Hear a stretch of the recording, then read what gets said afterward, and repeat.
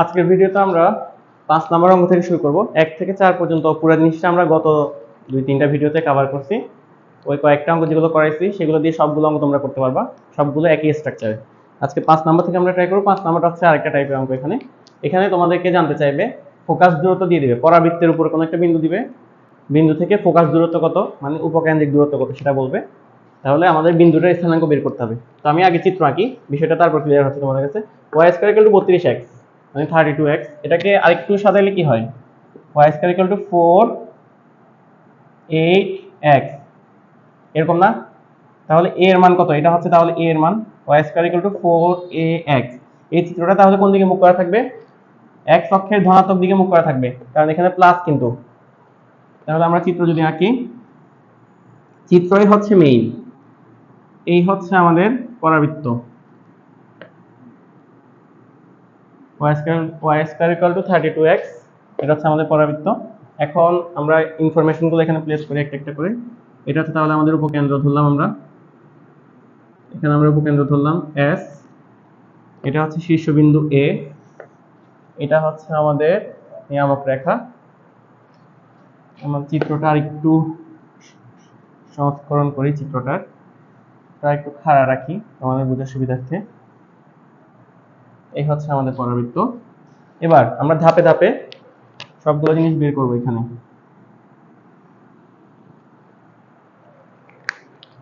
আমাদেরকে যেটা বলছে সেটা আমি চিত্রের মাধ্যমে প্লেস করতেছি।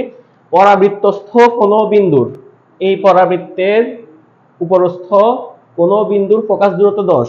কথার কথা, এই পরাবৃত্তের উপর এখানে একটা বিন্দু আছে যেটাকে আমরা pxy ধরলাম, যে কোনো অজানা বিন্দুকে আমরা এখানে pxy ধরবো। তাহলে এটা থেকে ফোকাস, ফোকাস মানে হচ্ছে উপকেন্দ্র, এটা থেকে ফোকাস দূরত্ব এটা তোমাকে দেওয়া আছে হচ্ছে 10। তাহলে এই বিন্দুর স্থানাঙ্কটা কত সেটা জানতে চাইছে। আমরা এটা কিভাবে বের করব? চিত্রে চিত্রে বের করে ফেলতে পারবো, এটা অনেকভাবে করা যায়। তো আমরা চিত্রে চিত্রে যদি বের করতে চাই, এই যে xy এটা মানে কি, তার আগে আমরা একটু ব্যাখ্যা করি। এই xy মানে কি? এই xy মানে হচ্ছে, এটা হচ্ছে আমাদের শীর্ষবিন্দু, রাইট?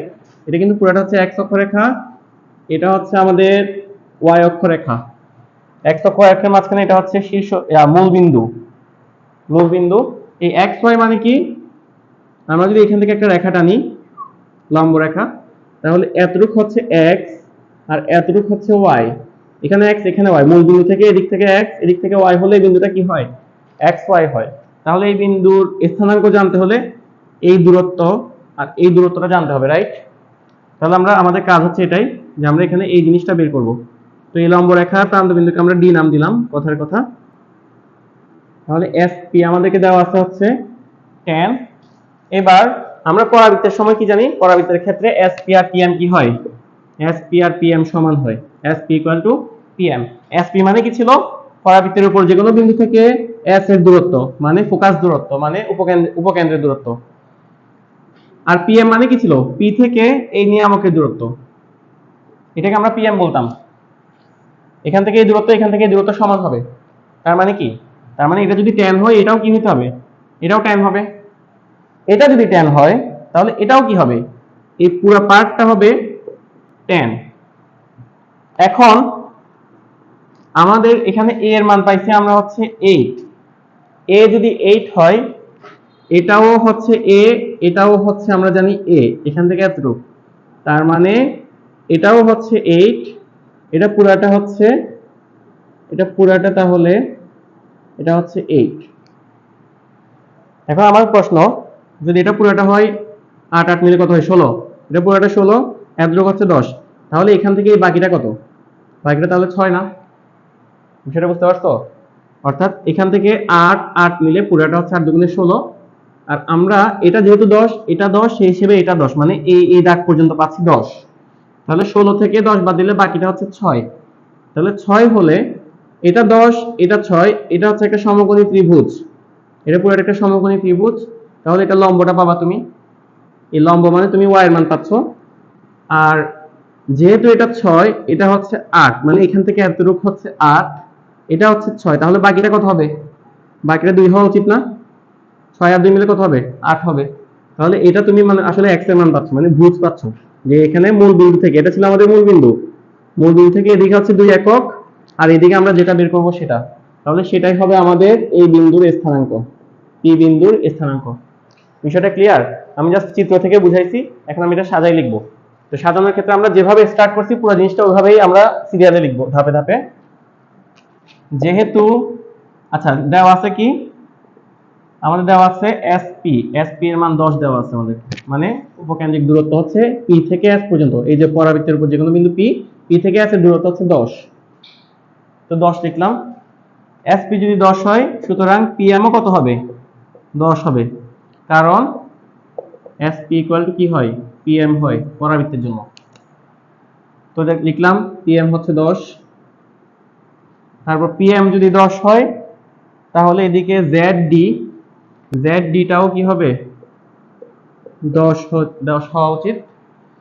জেডডি যদি 10 হয় এবং আমরা এখানে পাইছি এ এর মান হচ্ছে 8, তো এ মানে কি? এ মানে হচ্ছে জেড এ, আবার এ মানে হচ্ছে এ এস, এরা সবাই কিন্তু এ আসলে, জেড এ এ এস এগুলো হচ্ছে এ, আর এ মানে কত ছিল এখানে? এ মান হচ্ছে 8, জেড এ এ এস এগুলোর মান হচ্ছে 8 করে। তাহলে আমরা যদি বলি জেড এস, জেড থেকে এস এর দূরত্ব কত? জেড থেকে এস এর দূরত্ব হচ্ছে Z A plus A S, মানে এটা প্লাস এটা, তো এগুলো প্রত্যেকটা হচ্ছে 8 করে। তার মানে কত? 8 যোগ 8 মানে হচ্ছে 16। আমি একদম ব্যাখ্যা করি ল্যাবরেটরি লিখতেছি, এজন্য সময় লাগতেছে একটু। এরপর আমরা এটা 16 পাইলাম, আর এটা পাইলাম হচ্ছে 10। জেড ডি পাইছি হচ্ছে 10, জেড এস পাইছি হচ্ছে 16, তাহলে ডিএস কত? সুতরাং ডিএস মানে কত তাহলে? 16 থেকে 10 বাদ দিলে বাকিটা হচ্ছে 6। সুতরাং এখন আমরা বাকিটা আমি ওই পাশে করতেছি। ত্রিভুজ, সমকোণী ত্রিভুজ হচ্ছে এখানে পিডিএস, সমকোণী, সমকোণী পিডিএস, সমকোণী ত্রিভুজ পিডিএস এ আমরা লিখতে পারি পিএস স্কয়ার সমান DS square plus PD square. তাহলে পিডি স্কয়ার সমান কত? যেটা আমাদের আসলে দরকার, আমাদের এই লম্বটা দরকার, লম্ব দূরত্বটা দরকার। পিডি স্কয়ার বা পিডি সমান কত? তাহলে PS square minus DS square. তাহলে পিএস মানে ছিল 10, 10 স্কয়ার মাইনাস ডিএস আমরা কত পাইছি? ডিএস পাইছি হচ্ছে 6, 6 স্কয়ার। তাহলে 10 10 100, 6 6 36, 100 মাইনাস 36, তাহলে এখানে পাচ্ছি আমরা 64, তার মানে হচ্ছে 8। তাহলে আমরা এই দৈর্ঘ্যটা পাইছি 8, পিডি সমান পাইছি কত? পিডি এর মান পাইছি 8, আমরা তার মানে কোটি পেয়ে গেছি। এখন আমাদের শুধু ভুজটা দরকার, ভুজটা আমরা কেমনে বলবো? তাহলে আবার আমরা জানি এএস সমান, এখানে লিখো এএস সমান হচ্ছে কত? আবার এএস সমান হচ্ছে 8 আমরা জানি, কিন্তু আবার ডিএস সমান হচ্ছে কত? 6। সুতরাং এডি সমান কত? এডি সমান হচ্ছে তাহলে 8 মাইনাস 6 মানে হচ্ছে 2, তার মানে ভুজ পাচ্ছি হচ্ছে 2, এটা হচ্ছে 2। আমাদের শুধু এই দুইটা দরকার ছিল, এই রেখা আর এই রেখার দৈর্ঘ্য। তাহলে যেহেতু মূল বিন্দু থেকে এদিকে 2 এদিকে 8, সুতরাং বিন্দুর স্থানাঙ্ক কি হবে? 2 আর 8। সুতরাং আমরা কি লিখব? সুতরাং পি এর স্থানাঙ্ক, পি এর স্থানাঙ্ক 28, এটাই হচ্ছে আনসার। তাহলে এখানে ম্যাক্সিমাম টাইপগুলো যেগুলো আছে 5 নম্বরের মোটামুটি সবগুলো অঙ্ক এটার মধ্যে কভার করবে। ঠিক আছে, সবাইকে অসংখ্য ধন্যবাদ।